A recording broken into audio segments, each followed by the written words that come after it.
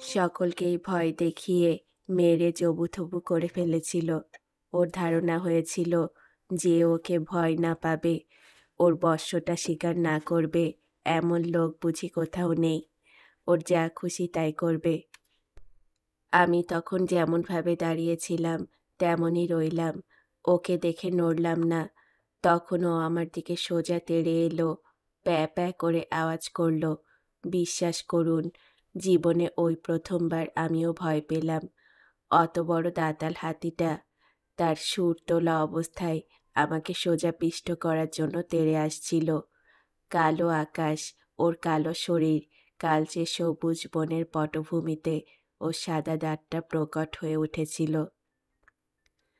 আমি বললাম, তারপরে কি হলো?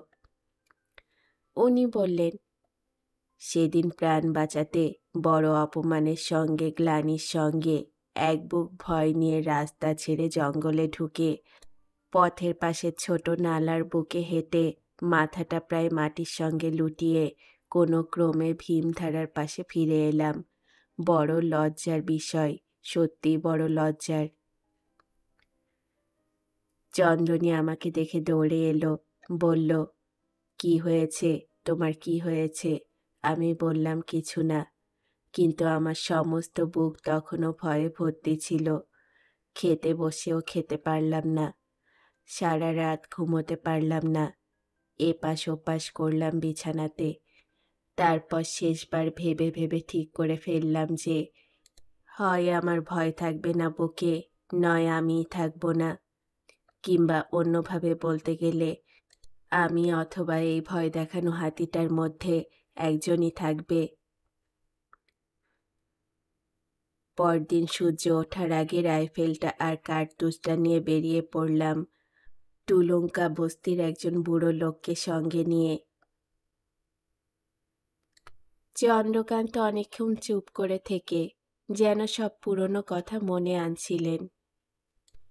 বললেন, প্রথমে আগের দিন বিকেলে যে জায়গায় হাতিটা আমার পথ আটকেছিল সেখানে গিয়ে পৌঁছালাম। বর্ষাকাল, তার উপরে সন্ধে থেকে সারা রাত বৃষ্টি হয়েছে। মাটি নরম ছিল। হাতির ভারী পায়ের দাগ মাটিতে বসে গেছিল, তাই তাকে ট্র্যাক করতে অসুবিধে হলো না। আমাকে তাড়া করে জোরে দৌড়ে গিয়ে হাতিটা পথ ছেড়ে দিয়ে গতকাল গায়ের দিকে গেছিল।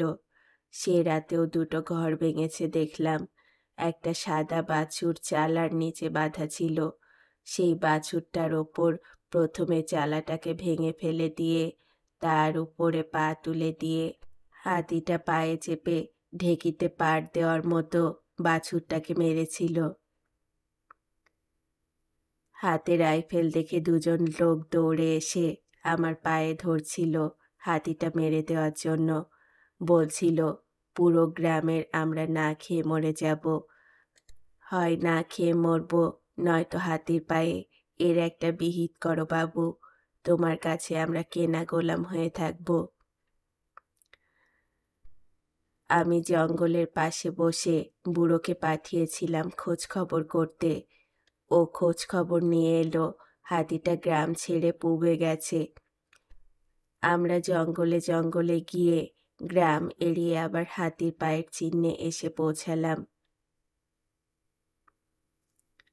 রাইফেল হাতে গ্রামের মধ্যে নিজে যেতে চাইনি, কারণ স্বজন ও আত্মীয়র মতো শত্রু আমাদের আর কেউ নেই যাদের ভালো হবে হাতিটা মারলে, এই অত্যাচারকে শেষ করলে।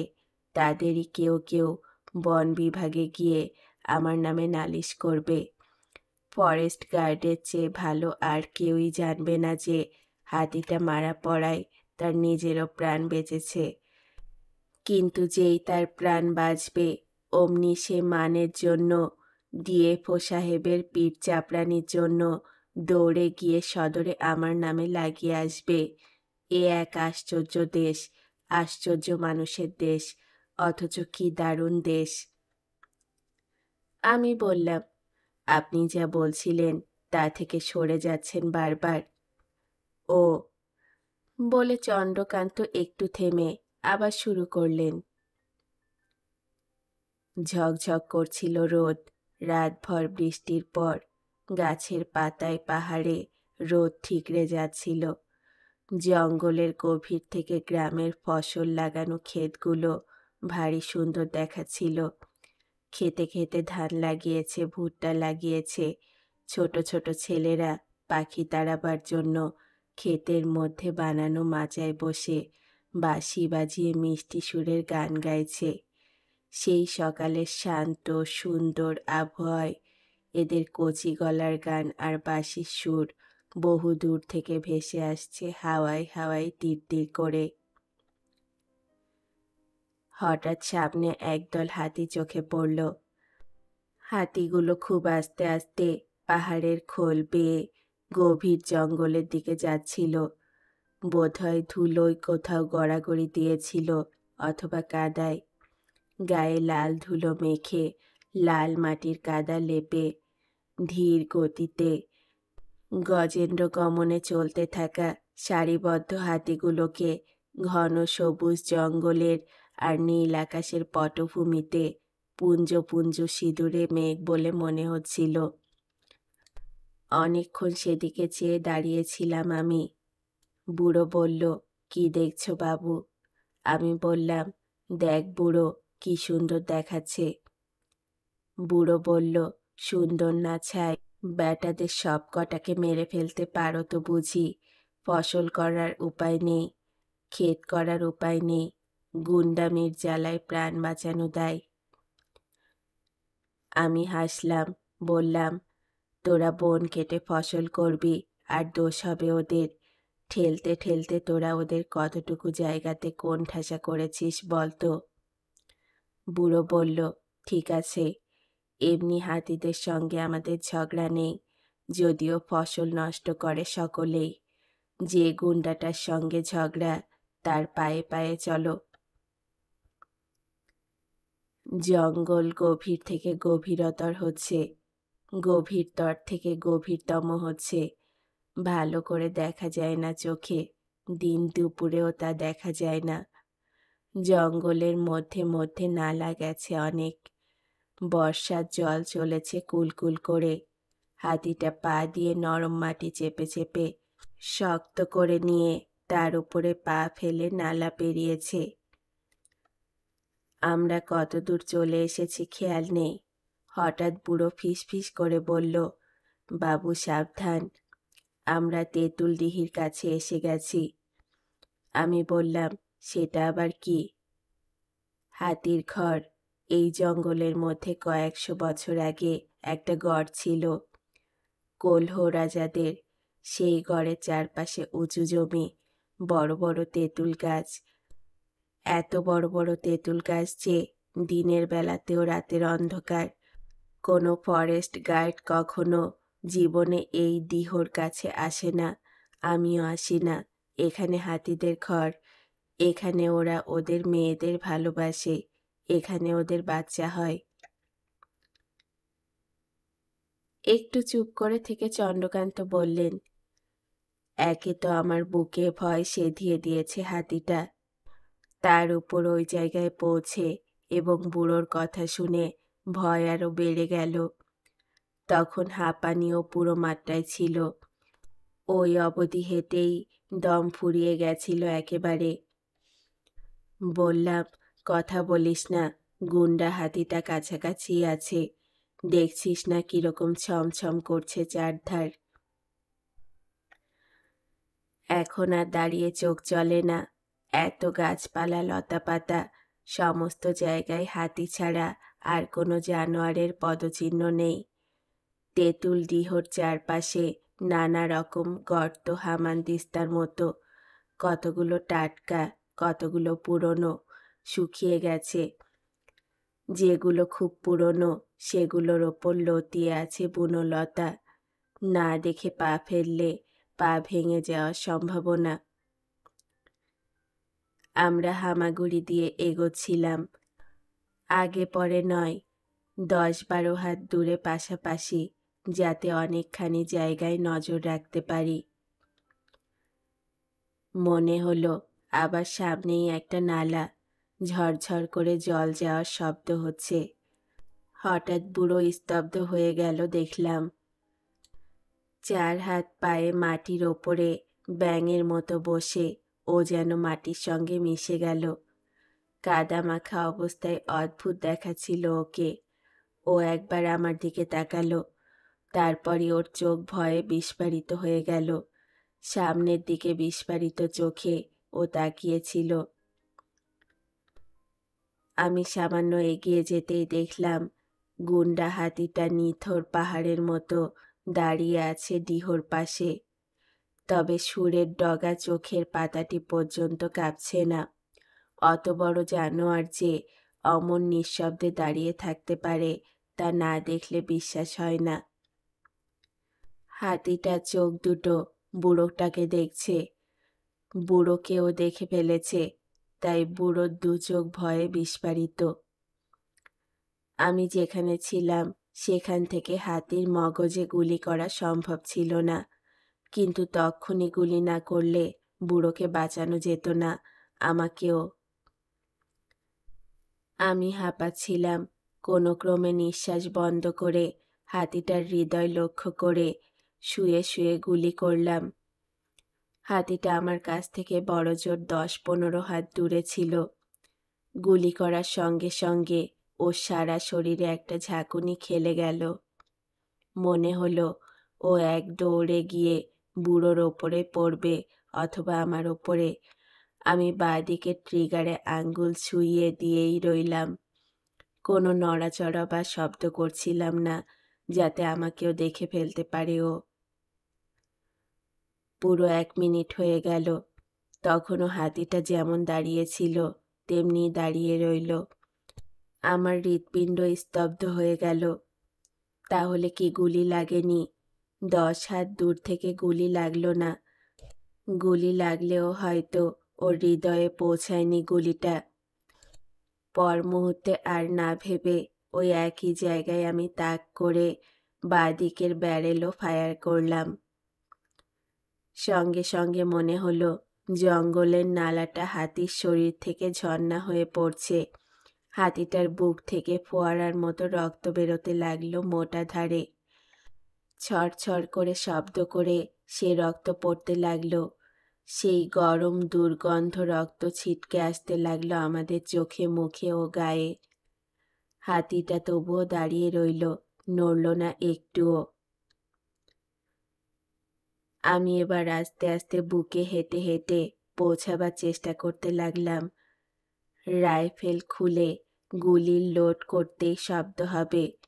বুড়ো কি করছে তখন তা দেখার সময় ছিল না। পৌঁছতে পৌঁছতেই দেখলাম হাতিটার গা থরথর করে কাঁপছে।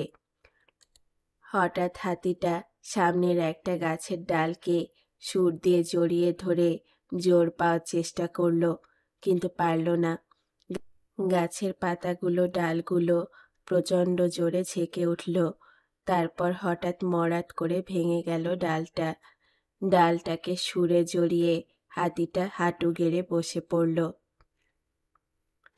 আমরা তখন তেঁতুলডিহির ঘন অন্ধকার ছেড়ে আলোতে এলাম। তখন আমার বুকটা হালকা লাগতে লাগলো।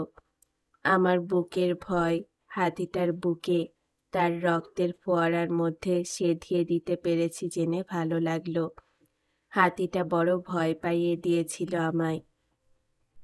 যখন ফিরে আসছিলাম আবার ধান ভুট্টার ক্ষেতের পাশ দিয়ে, বিকেলের রোদের মধ্যে ফসল পাহারা দেওয়া ছেলেদের গানের মধ্যে তখন যেমন ভালো লাগছিল, হঠাৎ বড় খারাপও লাগছিল। নিজেকে একবার ভীষণ গর্বিত, বড় শক্তিশালী বলে মনে হচ্ছিল, আবার পরক্ষণেই দুর্বল, বড়ই তুচ্ছ বলে মনে হচ্ছিল। অন্যজনের বুকের রক্তের ফোয়ারা ছুটিয়ে নিজের বুকের ভয়কে উড়িয়ে দিলাম তবুও। অনেকক্ষণ তারপর চুপ করে থাকলেন চন্দ্রকান্ত। হঠাৎ বললেন, আচ্ছা, কেন এমন হয় বলুন তো? আমরা সম্পূর্ণভাবে জানি না নিজেদের বুঝতেও পারি না কেন? আমি একটু হাসলাম। হেয়ালির মতো দেখালো বোধহয় আমার হাসিটা। বললাম, কি জানি, বোধহয় আমরা মানুষ বলে। চন্দ্রকান্ত বললেন, হয়তো হয়তো তাই হবে। চন্দ্রকান্তর গল্প শুনতে শুনতে কখন যে আকাশে মেঘ জমেছে লক্ষ্য করিনি। ছেঁড়া ছেঁড়া কালো মেঘ, ঝোড়ো হাওয়ার সঙ্গে আকাশময় ওড়াউড়ি করছে। ঠান্ডা ঝোড়ো হাওয়া বইতে শুরু করেছে। আবহাওয়া সত্যি দেখতে দেখতে বৃষ্টির মতোই হয়ে উঠল। আমি নিজের মনেই হেসে উঠলাম। চন্দ্রকান্ত বললেন, কি হলো? বললাম, ব্যাঙ ডাকছিল। চন্দনী কিন্তু তখনই বলেছিল যে বৃষ্টি হবে। আমি বলেছিলাম, হতেই পারে না, দোল পূর্ণিমার 2 দিন আগে বৃষ্টি হয়, আকাশে মেঘের চিহ্ন মাত্র নেই। ও বলেছিল হবেই, বাজিতে হারলাম দেখছি। চন্দ্রকান্ত হাসলেন, বললেন, সত্যিই তো, হবে বলেই তো মনে হচ্ছে। আমি বললাম, আমি চলি এবারে, বৃষ্টি সত্যি এলে মুশকিল হবে, সব ভিজে যাবে। চন্দ্রকান্ত বললেন, চলুন, আপনাকে নালাটা অবধি এগিয়ে দেই। নালার দিকে চলতে চলতে চন্দ্রকান্ত হঠাৎ থেমে পড়ে বললেন, শহরে আপনাকে ফিরতেই হবে তাই না? থেকে গেলে হতো না? চন্দনী মেয়েটা কিন্তু বড় ভালো। আসলে আমি কোনো মেয়ের যোগ্য নই। মেয়েরা যা চায় আমার মধ্যে সেই বংশজ মনোবৃত্তি নেই। আমার জীবনে ঘর সংসার মানায় না। তারপর থেমে বললেন, থেকেই যান না, আমাদের বন পাহাড়ের একজন হয়ে, চন্দনীর চিরদিনের মালিক হয়ে। আপনাকে পেলে ও বড় সুখী হবে, আপনিও দেখবেন। বললাম, দেখি, ভেবে দেখব। দেখুন ভেবে। চন্দ্রকান্ত হাসলেন। মাঠিয়া কুদু নালার পাশে পৌঁছাতে না পৌঁছাতেই টুপটাপ বৃষ্টির ফোঁটা পড়তে লাগলো।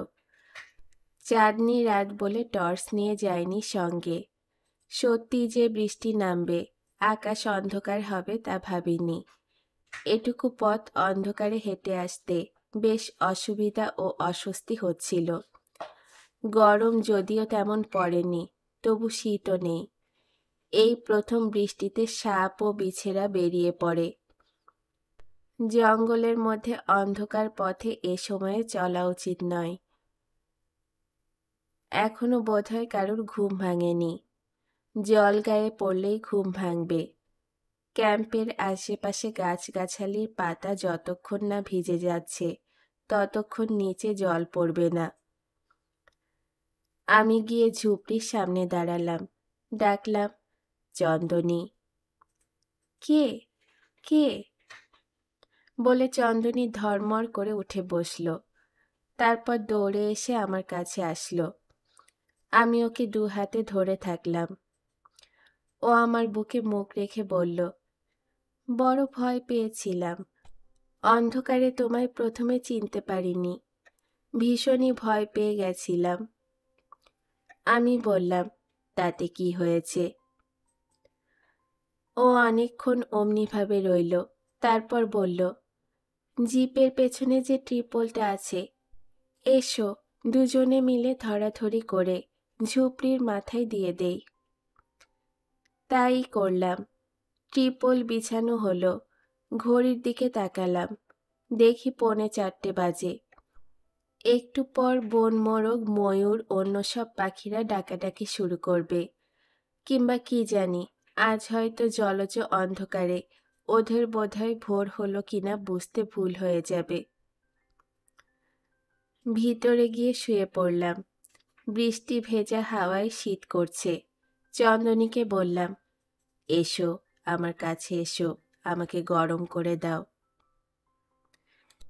চন্দনী আমার বুকের কাছে সরে এলো। আমি বাঁ হাত দিয়ে ওর লতানো হাত দুটি ওর সরু কোমর জড়িয়ে ধরে রইলাম। ও ফিসফিস করে বলল, আমি কি তোমার লেপ না কম্বল? আমি বললাম, 2ই। তারপর বললাম, এখন ঘুমো।